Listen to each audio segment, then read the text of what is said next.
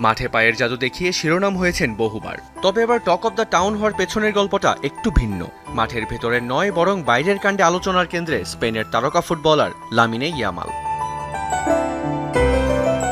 Club বিশ্বকাপে Barcelona না থাকায় বর্তমানে অবকাশ যাপন করছেন ইয়ামাল। ছুটির আনন্দে ঘুরে বেড়াচ্ছেন ইতালির নিজের পছন্দের জায়গাগুলোতে।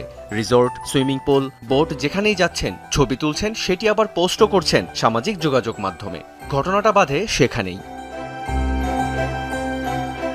সম্প্রতি ইতালির রিসোর্টের সুইমিং পুলের পাশে বিশ্রাম নেওয়ার একটি ছবি ইয়ামাল ইনস্টাগ্রামে আপলোড করেন। অন্য একটি ছবিতে পাথুরে পাহাড়ের পাশের এক জলাশয়ে ইয়ামালকে ঘুরে বেড়াতে দেখা যায় নৌকা নিয়ে।